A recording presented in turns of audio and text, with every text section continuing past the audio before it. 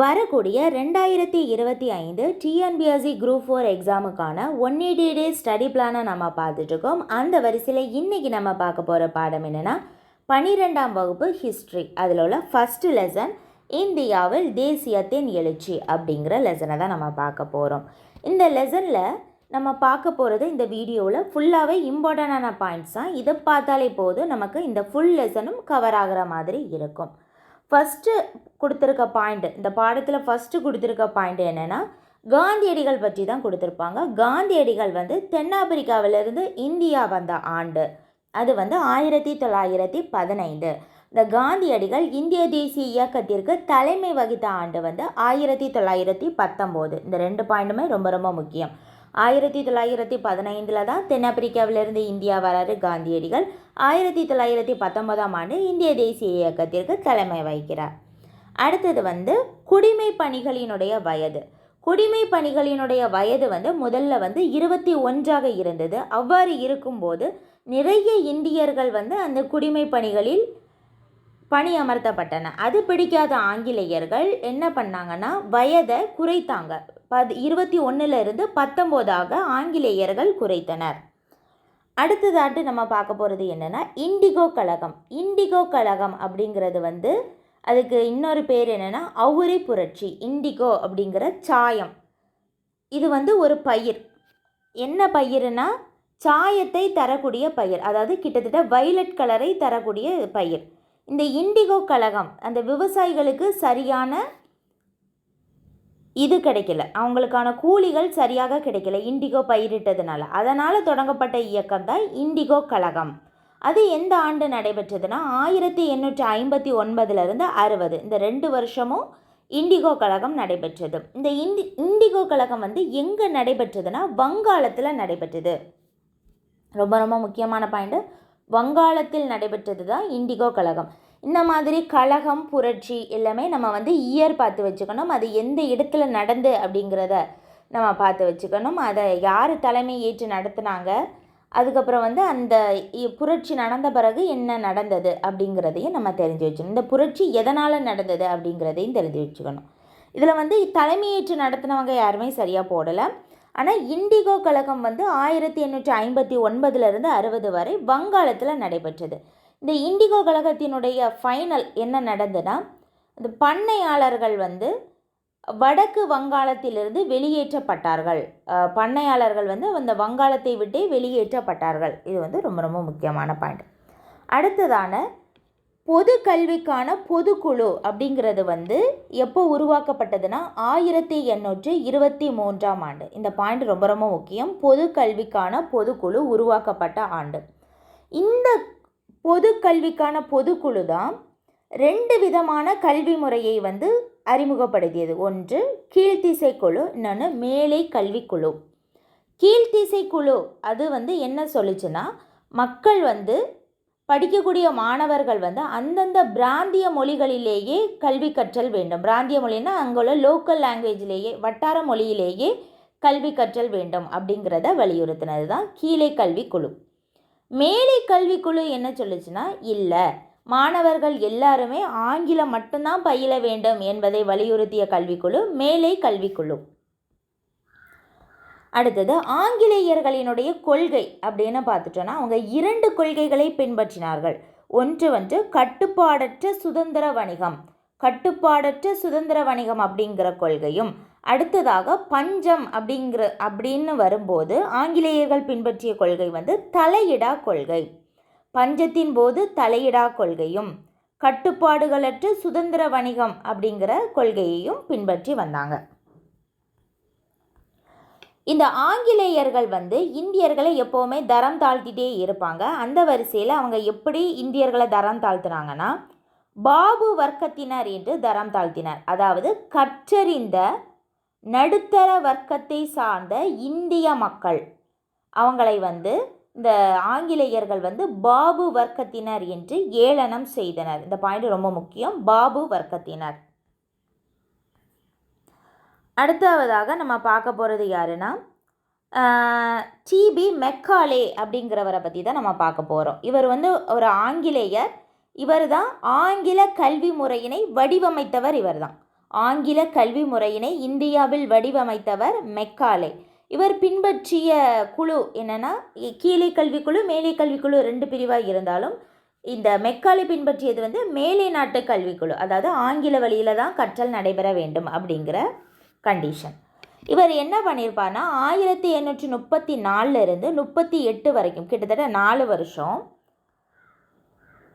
Governor general குழு அப்படிங்கிற குழுவில் முதல் சட்ட உறுப்பினராக இருந்திருப்பார்.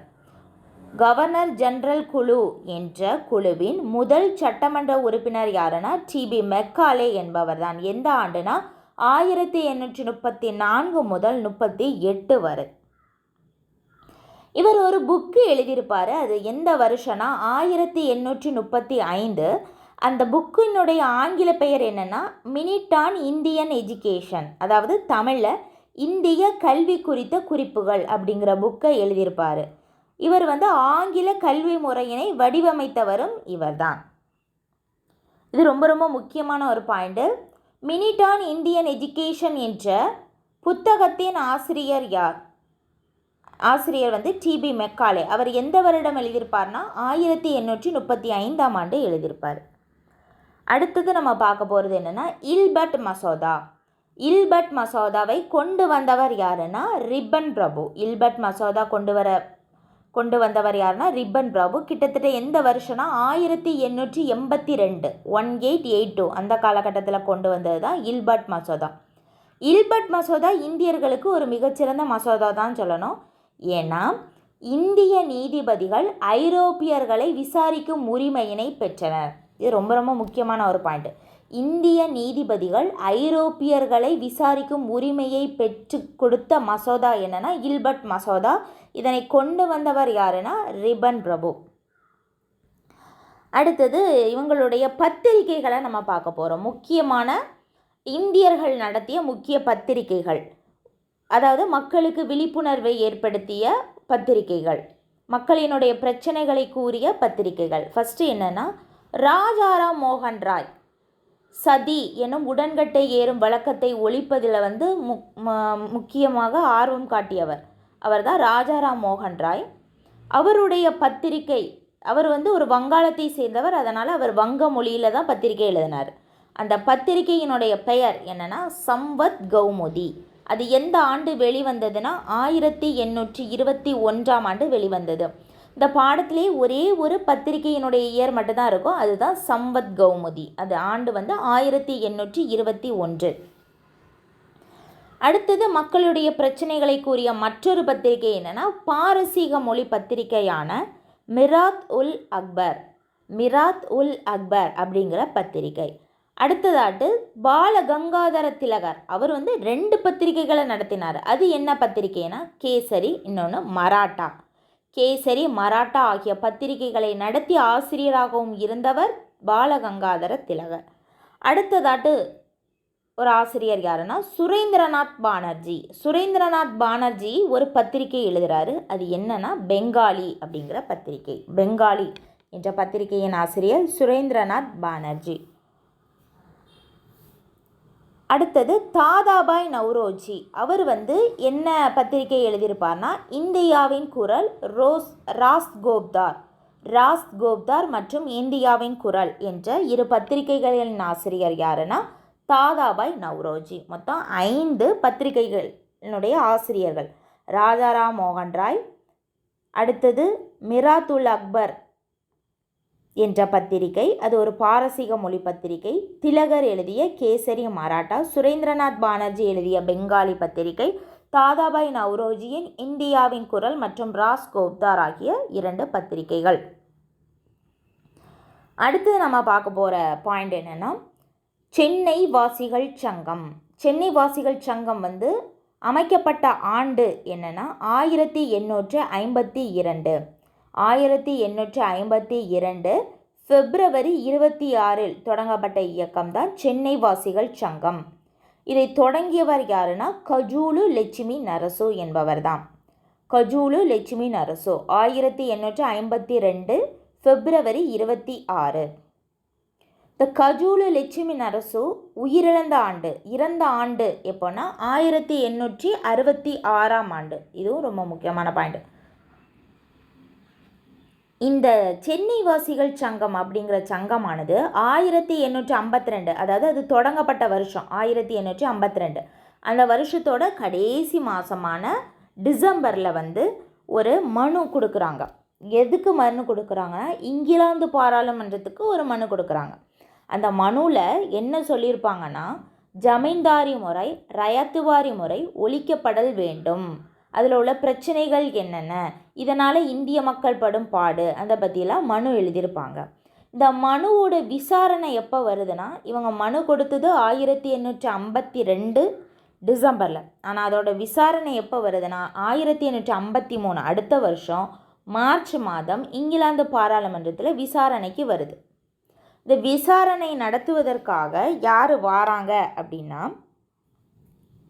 இந்திய சீர்திருத்த கழகத்தின் தலைவர் செய்மோர், HC செய்மோர், அவருடைய இனிஷியல் வந்து HC செய்மோர் அப்படிங்கிறவர் வந்து இந்தியாவுக்கு வாரார். எந்த மாதம்னா, அந்த விசாரணை வந்தது மார்ச் மாதம், ஆனால் அவர் விசாரிக்க வந்தது அக்டோபர் மாதம். அக்டோபர் மாதம் 1853 அன்று அவர் வந்து சென்னைக்கு வராரு. அடுத்து நம்ம பார்க்க போகிறது என்னென்னா, சென்னை மகாஜன சபை. சென்னை வாசிகள் சங்கத்துக்கு அடுத்த ஒரு ஒரு ஒரு நல்ல ஒரு சபை வந்ததுன்னா அது வந்து சென்னை மகாஜன சபை தான். அந்த வருடம் வந்து 1884. இதோட தொடக்க விழா எப்போது நடைபெற்றதுன்னா மே மாதம் 16ஆம் நாள், அதாவது 1884 மே மாதம் 16ஆம் நாள் தொடக்க விழா நடைபெற்றது. இந்த தொடக்க விழாவில் கலந்து கொண்டவங்க யாரெல்லாம் அப்படின்னு சொல்லிட்டு பார்க்கும்போது, ஃபஸ்ட்டு வந்து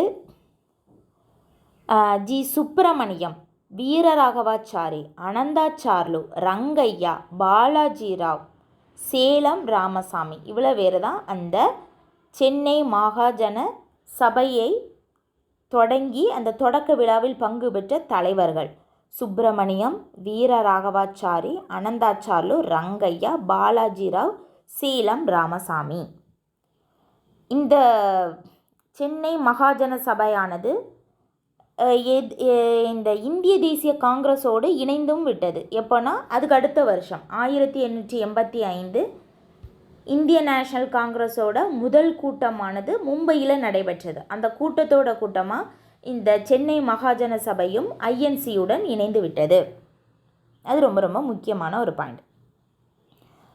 நம்ம ஏற்கனவே பார்த்தோம், கஜூலு லட்சுமி நரசு இறந்த வருடம் 1866. அடுத்தது வந்து ஆங்கிலேயர்கள் ஒரு சட்டம் போட்டாங்க, வட்டார மொழி பத்திரிகை சட்டம். அது எந்த வருடம்னா 1878. இது ரொம்ப ரொம்ப முக்கியமான ஒரு பாயிண்ட். வட்டார மொழி பத்திரிகை சட்டம் ஆண்டு 1878. அடுத்ததாக ஜவுளி ஆலை உரிமையாளர்கள் வேலை நிறுத்தம் நடைபெற்ற ஆண்டு 1875. இது எங்கே நடந்ததுன்னா அகமதாபாத்தில் உள்ள ஜவுளி ஆலை உரிமையாளர்கள் வேலை நிறுத்த இயக்கம். அடுத்தது இந்திய நேஷனல் காங்கிரஸ் உருவான ஆண்டு எப்போனா 1885 டிசம்பர் மாதம் 28ஆம் நாள் தான் இது வந்து உருவானது. எங்கே உருவாது இடம் கேட்டால் அது வந்து பம்பாயில் தான் உருவானது. INC உருவான ஆண்டு 1885 டிசம்பர் 28 பம்பாயில் உருவானது. இதோட முதல் தலைவராக இருந்தவர் WC பானர்ஜி. இதில் வந்து குழப்பக்கூடிய 2 கேள்வி என்னென்னா, INCயை தோற்றுவித்தவர் ஏவோ ஹியூம், ஆலன் ஆக்டேவியன் ஹியூம். அதுவே INCயினுடைய முதல் தலைவர் யாருன்னா WC பானர்ஜி. அடுத்ததாட்டு நம்ம பார்க்க போகிறது என்னென்னா, ஆலன் ஆக்டேவியன் ஹியூம் வந்து INCயை தொடங்கினார்.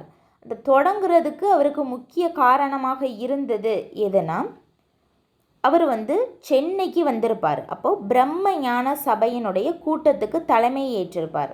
இந்த ஆலன் ஆக்டேவியன் ஹியூம் யாருன்னா ஒரு ஓய்வு பெற்ற ICS அதிகாரி, ஒரு civil services, Indian civil services அதிகாரி தான் இவர். அவர் வந்து டிசம்பர் 1884 சென்னையின் பிரம்மஞான சபை ஒன்றின் கூட்டம் ஒன்றின் தலைமை ஏற்றிருப்பார். அதுக்கப்புறம் அதுக்கு அடுத்த வருஷம் 1885 டிசம்பர் மாதம் 28ஆம் நாள் தான் அவர் வந்து இந்தியன் நேஷனல் காங்கிரஸ் அப்படிங்கிற அமைப்பை தொடங்கியிருப்பார். அடுத்தது யூனிவர்சிட்டி. 1857, அதாவது பெருங்கழகம் நடந்த ஆண்டு அப்படின்னு நம்ம சொல்லுவோம். 1857 ரொம்ப ரொம்ப முக்கியமான ஒரு இயர். இந்த வருஷத்தில் தான் சென்னை, மும்பை, கொல்கத்தா மூணுமே மிகப்பெரிய சிட்டிஸ். சென்னை, மும்பை, கொல்கத்தா இந்த 3 சிட்டிலையுமே யூனிவர்சிட்டி பல்கலைக்கழகங்கள் கொண்டு வரப்பட்டது. அடுத்தது லேவாதேவி அப்படின்னா யாருன்னு கேட்பாங்க. லேவாதேவி அப்படின்னா வட்டிக்கு பணம் கொடுப்போர், அவங்க தான் லேவாதேவி. அடுத்தது நம்ம பார்க்க போகிறது யாருன்னா பாலகங்காதர திலகர். இவருடைய பத்திரிகை என்னன்னு நம்ம பார்த்தோம். கேசரி, மராட்டா ஆகிய 2 பத்திரிகையை தொடங்கி அவற்றின் ஆசிரியராகவும் இருந்தார். இந்த பாலகங்காதர திலகர் 1897ஆம் ஆண்டு ஒரு முழக்கத்தை முழங்குகிறார். என்னன்னா, சுயராஜ்யம் எனது பிறப்புரிமை, அதை நான் அடைந்தே தீருவேன் என்று முழங்கியவர் யாருன்னா பாலகங்காதர திலகர். எந்த வருடம்னா 1897ஆம் ஆண்டு. இவ்வாறு கோஷமிட்டதுனால அவர் வந்து ஆங்கிலேய அரசால் சிறைக்கு தள்ளப்பட்டார். அது எப்போ அப்படின்னா ஜூலை 27, அதாவது 1897 தானே முழக்கமிட்டார். அதே ஆண்டு ஜூலை 27 அன்று இந்திய தண்டனை சட்டம் பிரிவு 124A ஆண்டு 1870 கீழ் அவர் வந்து சிறையில் தள்ளப்பட்டார். சுயராஜ்யம் எனது பிறப்புரிமை அடைந்தே தீருவேன் என்று 1897ஆம் ஆண்டு திலகர் முழக்கமிட்டார். அதே ஆண்டு ஜூலை 27 அன்று சிறையில் அடைக்கப்பட்டார். எந்த தண்டனை சட்டம்னா இந்திய தண்டனை சட்டம் 124A அப்படிங்கிற பிரிவின் கீழே தள்ளப்பட்டார்.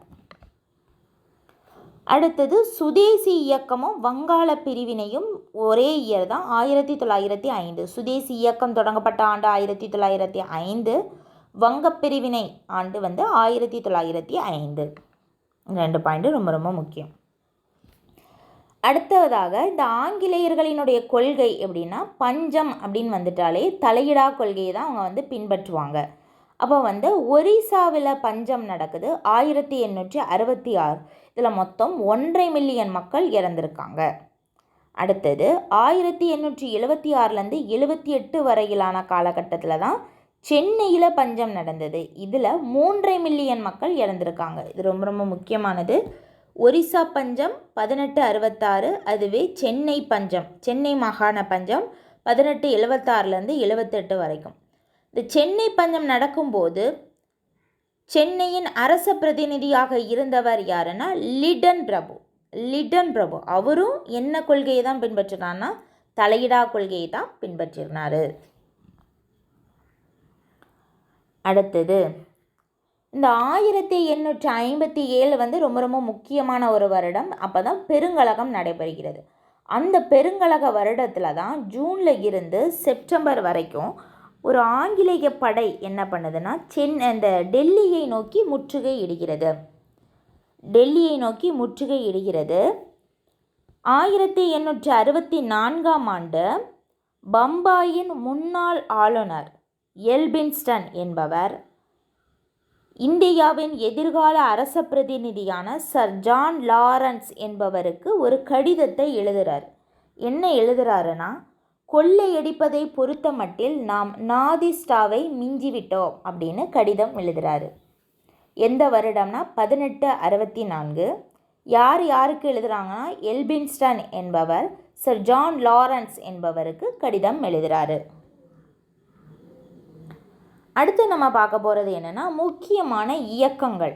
இது வந்து இயர் ரொம்ப முக்கியம், யார் தொடங்கினாங்கங்கிறது முக்கியம், அந்த இயக்கத்தினுடைய பெயரும் ரொம்ப ரொம்ப முக்கியம். பிரம்ம சமாஜம் தோற்றுவித்தவர் யாருன்னா ராஜாராம் மோகன் ராய், ஆண்டு 1828. பிரம்ம சமாஜம் ராஜாராம் மோகன் ராய் 1828. அலிகார் இயக்கத்தை தோற்றுவித்தவர் சர் சையது அகமது கான். ஆரிய சமாஜத்தை தோற்றுவித்தவர் சுவாமி தயானந்த சரஸ்வதி, ஆண்டு 1875.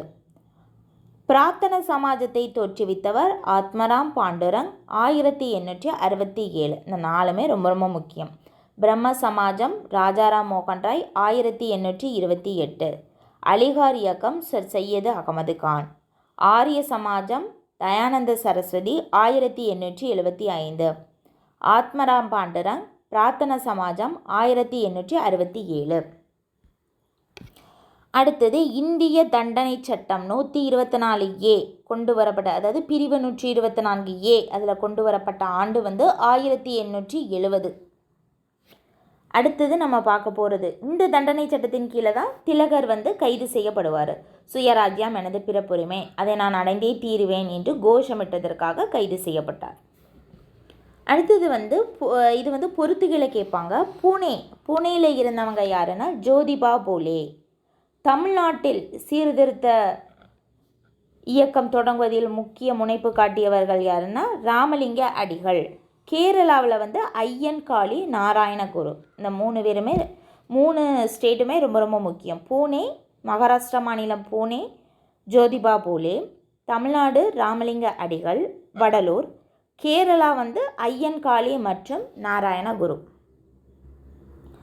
அடுத்தது மெட்ராஸ் டைம்ஸ் பத்திரிகையினுடைய ஆசிரியர் வந்து வில்லியம் டிக்பை. மெட்ராஸ் டைம்ஸ் என்ற பத்திரிகையின் ஆசிரியர் வில்லியம் டிக்பை. அவர் வந்து ஒரு 3 ஸ்டேட்மெண்ட் விடுறாரு. என்ன சொல்கிறாருன்னா, 1891 1900 வரையிலான 10 ஆண்டுகளில் வந்து பஞ்சத்தினால் மட்டும் இந்தியாவில் 19 மில்லியன் மக்கள் இறந்துருக்காங்க. 1793 1900 வரை போரினால் மட்டும் 5 மில்லியன் மக்கள் உயிரிழந்திருக்காங்க.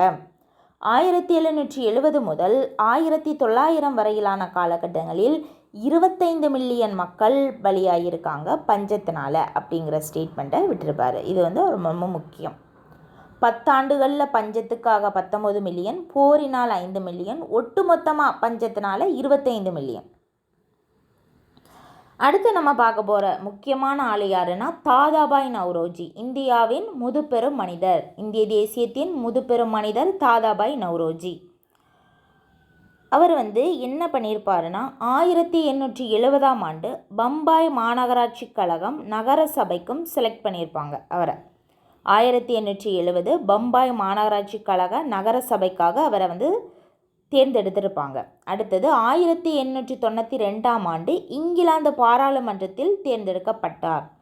1892 இங்கிலாந்து பாராளுமன்றம். இவர் 3 முறை ஐஎன்சி தலைவராக இருந்தார். தாதாபாய் நவ்ரோஜி எத்தனை முறை ஐஎன்சி தலைவர்னா 3 முறை. ரொம்ப ரொம்ப முக்கியம். அடுத்தது லண்டனில் இந்திய சங்கத்தை தோற்றுவித்தவர் யாருன்னா தாதாபாய் நவ்ரோஜி. ஆண்டு 1865. லண்டனில் இந்திய சங்கத்தை தோற்றுவித்தவர் தாதாபாய் நவ்ரோஜி. ஆண்டு 1865. கிழக்கிந்திய கழகத்தை தோற்றுவித்தவர் தாதாபாய் நவ்ரோஜி. ஆண்டு 1866. லண்டனில் இந்திய சங்கம் 1865, அதுவே கிழக்கிந்திய கழகம் 1866. இந்த 1866 அப்படிங்கிற இயர் வந்து ரொம்ப ரொம்ப முக்கியம். இதில் தான் கிழக்கிந்திய கழகம் தொடங்கப்பட்ட ஆண்டு, கஜூலு லட்சுமி அவர்கள் இறந்த ஆண்டு, ஒரிசாவில் பஞ்சம் நடந்த ஆண்டு. இந்த 3மே ரொம்ப ரொம்ப முக்கியம். இந்த 1866 வந்து இந்த பாடத்தில் அங்கங்கே இருக்குது. எல்லாத்தையுமே தொகுத்து நான் சொல்கிறேன். 1866 அப்படிங்கிற இயரானது ஒரிசாவில் பஞ்சம் நடைபெற்ற ஆண்டு. அதில் தான் 1.5 மில்லியன் மக்கள் இறந்தனர், பட்டினியால் இறந்தனர். இரண்டாவது கஜூலு லட்சுமி நரசு, அதாவது சென்னை வாசிகள் சங்கமானது 1852 ஆண்டு பிப்ரவரி 26 அன்று தோற்றுவிக்கப்பட்டது. தோற்றுவித்தவர்களினுடைய முக்கிய புள்ளியாக திகழ்ந்தவர் தான் கஜூலு லட்சுமி நரசு. அவர் இறந்த ஆண்டு. அதே 1866 தாதாபாய் நவ்ரோஜி கிழக்கிந்திய கழகத்தை நிறுவிய ஆண்டு. அடுத்தது தாதாபாய் நவ்ரோஜியினுடைய ஒரு முக்கியமான ஒரு பாயிண்ட் என்னென்னா, இவர் வந்து ஒரு புக்கு எழுதியிருப்பார். இந்த ஒரிசாவில் 1866 ஒரு பஞ்சம் நடந்ததில் அதில் வந்து 1.5 மில்லியன் மக்கள் இறந்தனர். இங்கே வந்து மக்கள் பஞ்சத்தில் இருக்கும்போது ஆங்கிலேயர்கள் வந்து கிட்டத்தட்ட 200 மில்லியன் பவுண்டு அரிசியை இங்கிலாந்திற்கு ஏற்றுமதி செய்தனர். இங்கே பஞ்சம் நடக்கு, அந்த சமயத்தில் தான் 200 மில்லியன் டன் அரிசியை வந்து இங்கிலாந்துக்கு ஏற்றுமதி செய்தனர் ஆங்கிலேயர்கள். இதனால் இவர் வந்து ரொம்பவே பாதிக்கப்பட்டார் தாதாபாய் நவ்ரோஜி. அதனால் 1901 ஆண்டு அவர் ஒரு புக்கு எழுதுகிறார். அந்த புக்கு என்னன்னா வறுமையும் பிரிட்டனுக்கு ஒவ்வாத இந்திய ஆட்சியும், வறுமையும் பிரிட்டனுக்கு ஒவ்வாத இந்திய ஆட்சியும் அப்படிங்கிற நூலை எழுதியிருப்பார். அதில் தான் முதலாக ஒரு கோட்பாடை வைக்கிறாரு, செல்வ சுரண்டல் அப்படிங்கிற கோட்பாடு. செல்வ சுரண்டல் என்ற கோட்பாடை முதலில் முன்வைத்தவர் யாருன்னா தாதாபாய் நவ்ரோஜி. எந்த புத்தகத்தில்னா வறுமையும் பிரிட்டனுக்கு ஒவ்வாத இந்திய ஆட்சியும். எந்த ஆண்டு எழுதப்பட்ட புத்தகம்னா, எந்த ஆண்டு வெளியிடப்பட்ட புத்தகம்னா 1901 வெளியிடப்பட்ட புத்தகம். அவ்வளோதான், கிட்டத்தட்ட எல்லா பாயிண்ட்ஸுமே நம்ம பார்த்துட்டோம். இந்த பாடத்தில் உள்ள முக்கியமான பாயிண்ட்ஸு அவ்வளோதான். இதை தவிர வேறு எதுவுமே இல்லை. இந்த பாடத்தில் எல்லாமே நம்ம கம்ப்ளீட் பண்ணிட்டோம். அப்புறம் பட்டய சட்டம் அதை நம்ம பார்க்கல. 1853 தான் பட்டய சட்டம். அவ்வளோதான், நம்ம கம்ப்ளீட்டாக இந்த பாடத்தை முடிச்சிட்டோம். இந்த வீடியோ உங்களுக்கு யூஸ்ஃபுல்லாக இருந்துச்சுன்னா மறக்காமல் சேனலை சப்ஸ்கிரைப் பண்ணுங்கள்.